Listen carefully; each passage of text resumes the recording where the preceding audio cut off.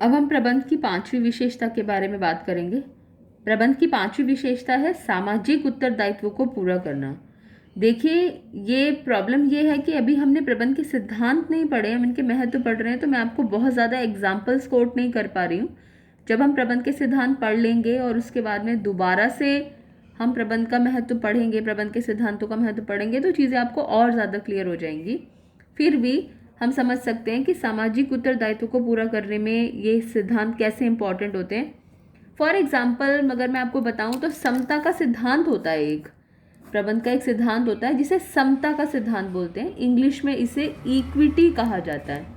देखिए, समता का सिद्धांत क्या कहता है कि जाति, धर्म, लिंग, भाषा, इनके आधार या राष्ट्रीयता, इनके आधार पर कर्मचारियों में कोई भी अंतर्भेद नहीं किया जाना चाहिए। अगर कोई व्यावसायिक संगठन इस तरह के सिद्धांत का पालन करता है तो डेफिनेटली वो अपने सामाजिक उत्तरदायित्व का निर्वाह करता ही करता है। इसके अलावा पर्यावरण संरक्षण जैसे भी कुछ प्रबंध के सिद्धांत बने हुए हैं। पर्यावरण संरक्षण का मतलब भाई सोसाइटी में गंदगी ना फैलाना, पर्यावरण को प्रदूषित ना करना। तो यदि प्रबंधक और व्यावसायिक संगठन इस तरह का आचरण रखता है तो डेफिनेटली वो अपने सामाजिक उत्तरदायित्व को ऐसे ही पूरा करता है। तो यहाँ पर मैंने एक्सप्लेनेशन में लिखा है कि जो संगठन सिद्धांतों का पालन करता है वो खुद ही सामाजिक दायित्व पूरा करता है, जिसमें कि मैंने यहाँ पर आपको 2 एग्जाम्पल्स कोट करके दिए हैं। तो आपके पास एग्जाम्पल्स की गिनती और ज़्यादा बढ़ जाएगी जब हम प्रबंध के अलग अलग तरह के सिद्धांतों को रीड कर लेंगे। ये पेज टर्न करने से पहले मैं चाहूँगी कि एक बार और इस पर नज़र डालें। प्रबंध के सिद्धांतों के महत्व में पहला पॉइंट वास्तविकता का सूक्ष्म ज्ञान, दूसरा पॉइंट संसाधनों का कुशलतम प्रयोग, तीसरा पॉइंट वैज्ञानिक निर्णय, चौथा पॉइंट बढ़ती आवश्यकता को पूरा करने में सहायक, और पांचवा पॉइंट सामाजिक उत्तरदायित्व को पूरा करने में सहायक। लास्ट पॉइंट हमारा इसमें रह गया है प्रबंध के सिद्धांतों के महत्व में कि प्रबंध के सिद्धांत पढ़ने क्यों ज़रूरी है या प्रबंध के सिद्धांतों को पढ़ने से क्या फ़ायदा होता है। देखिए बच्चों, यहाँ पर 3 बातें इसमें लिखी हैं कि प्रबंध के सिद्धांतों को पढ़ने से क्या फ़ायदा होता है। प्रशिक्षण, शिक्षा तथा अनुसंधान में प्रबंध के सिद्धांत हमारी मदद करते हैं। प्रशिक्षण किसके लिए? प्रशिक्षण मतलब ट्रेनिंग। किसको ट्रेनिंग देनी है? मैनेजर्स को। शिक्षा, किसको एजुकेट करना है? फॉर एग्जांपल कॉलेज में बीबीए पढ़ते हैं, एमबीए पढ़ते हैं, तो उनके पास कुछ थ्योरी होनी चाहिए, तो उनके लिए इसकी आवश्यकता है। और अनुसंधान, रिसर्च वर्क।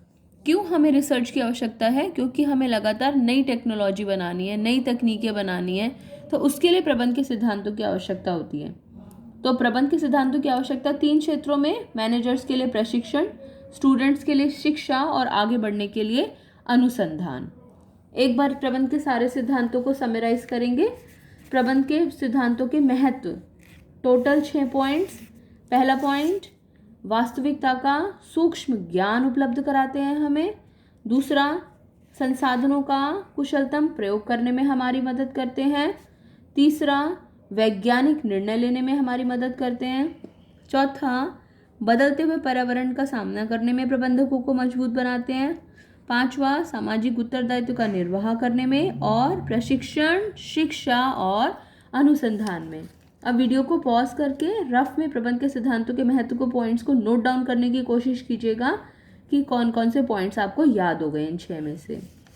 उसके बाद में फिर हम जो लास्ट क्लास में मैंने आपको 2 क्वेश्चंस दिए थे, प्रबंध की विशेषताएं, प्रबंध के महत्व, उनको एक बार फटाफट रिवाइज करेंगे और फिर आप नोटबुक बंद करके उनको फटाफट लिख के देखेंगे कि आपको उनमें से कितने पॉइंट्स याद हैं। वीडियो को पॉज कीजिए।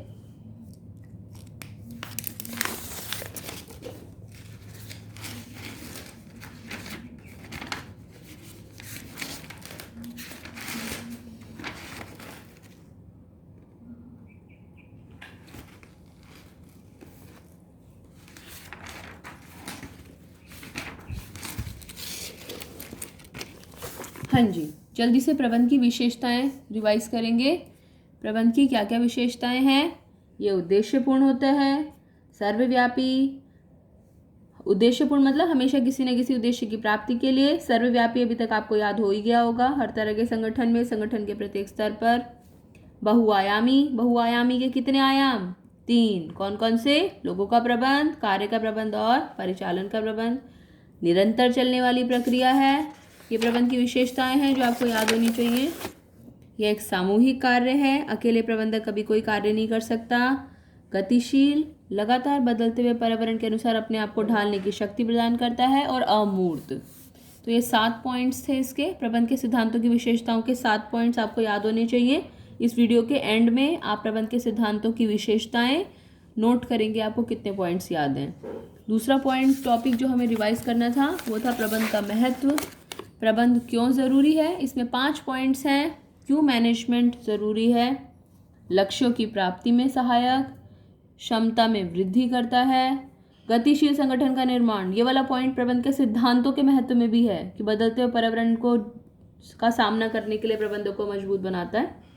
व्यक्तिगत उद्देश्यों की प्राप्ति में सहायक और समाज के विकास में सहायक। ये 5 पॉइंट्स हैं। प्रबंध क्यों ज़रूरी है, संगठन के लिए ज़रूरी है, वो लक्ष्यों को प्राप्त करने में मदद करता है, क्षमता में वृद्धि करता है, गतिशील संगठन का निर्माण करता है। प्रबंधक के लिए कैसे ज़रूरी है, उसके व्यक्तिगत उद्देश्यों को प्राप्त करने में काम आता है। और समाज के लिए कैसे ज़रूरी है, क्योंकि वो समाज के विकास में सहायक है। अब वीडियो के अंत में पहले आप फटाफट बहुत शॉर्ट में, पूरा लिखने की भी ज़रूरत नहीं है, पहले प्रबंध की विशेषताओं के पॉइंट्स याद करने की कोशिश करेंगे, कौन कौन से आपको याद आ रहे हैं। फिर उसके बाद में प्रबंध का महत्व और लास्ट में प्रबंध का सिद्धांत का जो महत्व हमने अभी पढ़ा है उन पॉइंट्स को याद करने की कोशिश करेंगे। नेक्स्ट क्लास में हम डिटेल में प्रबंध के सिद्धांतों को पढ़ेंगे। ओके बेटे।